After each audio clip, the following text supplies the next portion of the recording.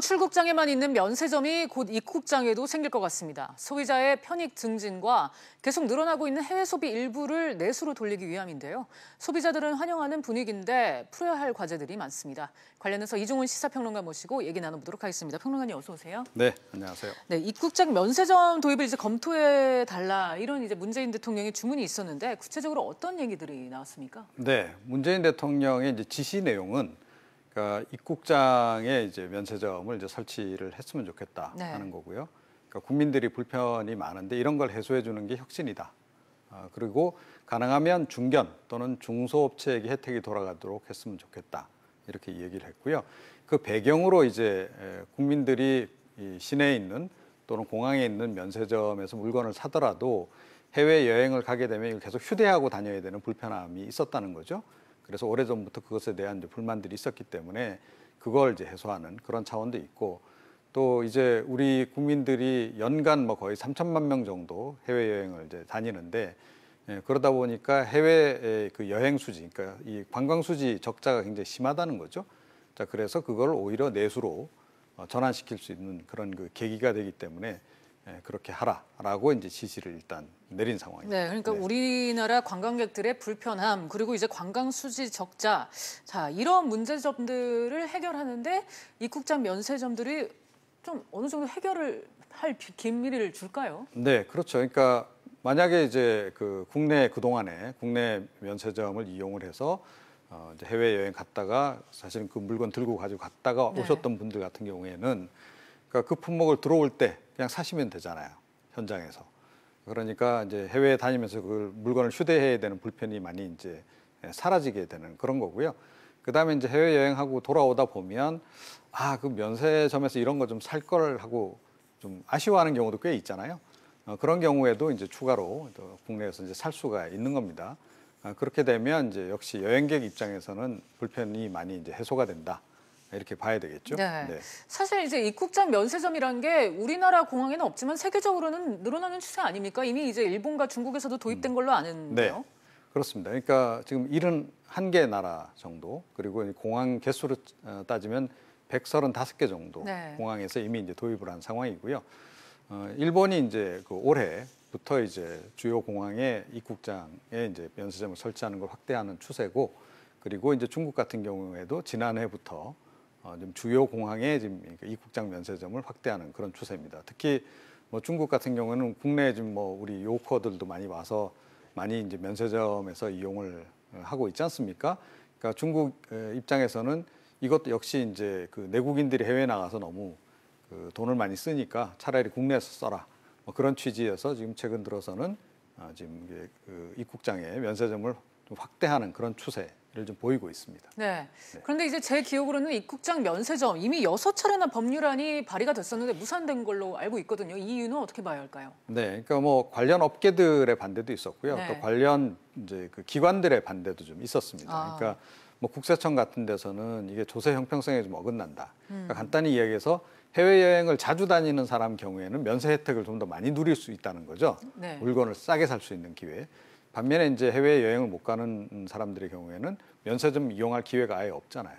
그런 부분에서 이제 조세 형평성에서 어긋난다는 점이 있고, 그다음에 입국장에 면세점이 이제 설치가 되면 이게 이제 약간 밀수 관련 그 경로로 이게 활용될 수도 있다. 그런 우려가 이제 기관 쪽에서는 주로 이제 그런 이제 보안상의 이유 뭐 이런 것들을 이제 많이 들었습니다. 그리고 또 관련 업체들 같은 경우에는 주요 항공사들은 사실은 기내 판매를 하잖아요.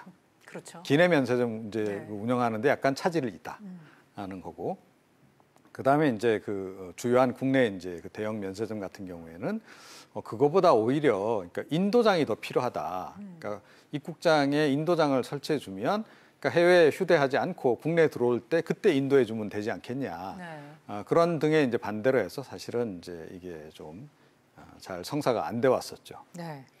뭐 여러 기업들의 이해관계 뭐 이런 것도 엇갈리는 것 같고요. 네, 그렇습니다. 하지만 이제 뭐 국내선을 이용해서 제주를 오가는 중에도 이제 면세품을 사는 분들이 많은데 그러면은 이 조항은 이제 효력이 없어지게 될까요? 그러니까 이제 부분적으로 사실은 이제 조세 형평성이라고 하는 것이라든가 또 뭐 밀수 뭐 관련한 그런 위험성이라든가 이런 거는 이미 뭐 사실은 제주 같은 경우에는 다 지금 풀려 있는 그런 상황인데, 그러니까 이걸 굳이 뭐 이렇게 계속 막을 필요가 있겠느냐라고 하는 이제 그런 얘기가 이제 나오기 시작한 거죠. 그러니까 제주 같은 경우에는 뭐 특별자치도 아닙니까?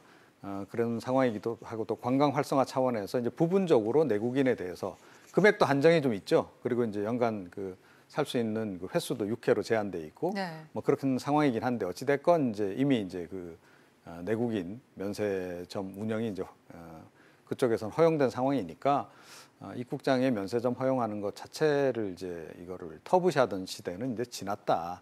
그런 얘기도 지금 나오고 있는 거죠. 네. 네. 자, 아무래도 뭐 대형 항공사들 그리고 뭐 대기업들 이미 이제 출국장 면세점을 운영하고 있는 대기업들의 반발이 클 것 같은데 계속해서 이제 그동안 이제 반대의 목소리를 냈던 건 뭐 앞서 말씀하셨지만 네. 수익성 악화에 대한 우려가 컸기 때문이겠죠. 그렇습니다. 그러니까 이제 대형 항공사들 같은 경우는 그런데 최근에 이제 별로 할 말이 없어져 버린 거죠. 그러니까 워낙 이제 뭐 대한항공도 그렇고 아시아나항공도 그렇고 네. 갑질 논란에 이제 휩싸이다 보니 네. 정부가 정책을 바꾸더라도 뭐라고 지금 얘기를 할 수 없는 그러니까 벙어리 냉가슴 앓는 그런 상황이긴 한데 그럴 것 같습니다. 사실은 사실은 이제 국내에 입국하는 과정에서 면세는 거의 독점하다시피 했죠. 두 항공사가.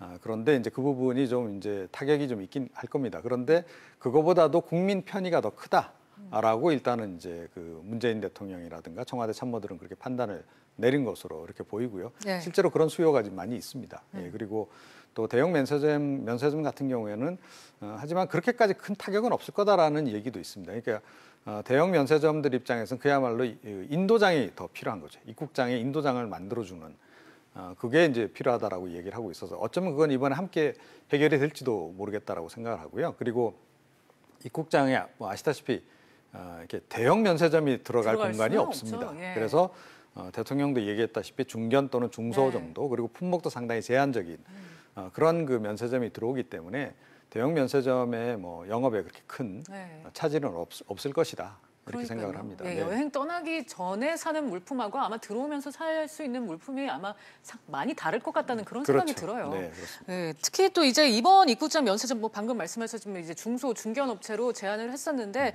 이에 대한 뭐 반응 이런 취지 그렇게 하게 된 취지도 궁금한데요. 네, 그러니까 이제 인도장이 이제 그러니까 입국장의 이제 규모도 좀 상관이 좀 있고요. 네. 그리고 어찌됐건 뭐 문재인 정부에서는 가능한 한 중소 중견업체에 기회를 주고 일자리를 많이 창출하겠다라는 네. 데 이제 방점이 두어져 있기 때문에 그렇게 하는 것 같습니다. 그리고 어찌됐건 지금 대형 면세점들은 굉장히 호황을 좀 누리고 있는 상황 아닙니까?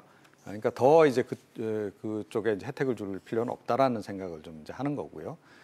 그리고 이제 규모도 조금 전에 말씀드렸듯이 입국장 규모 자체가 대형 면세점들은 사실은 비용 대비 효과, 비용 대비 이윤이라는 관점에서 별로 실익이 없습니다. 네. 예, 그래서 역시 중소 중견업체에 적합하지 않겠느냐라고 하는 얘기가 나오고 있는 거죠. 그렇군요. 또 하나 짚어봐야 할 게 바로 관리 문제입니다. 현재 이제 여행객들의 면세품 관리를 관세청에서 하고 있는 상황인데 관세청에서 이제 당초에 이제 반대했던 이유는 뭐 조세 형평성이나 네. 뭐 보안상의 문제다라는 얘기를 평론가님이 해주셨는데 이번에 뭐 관세청이 어떻게 나올까요?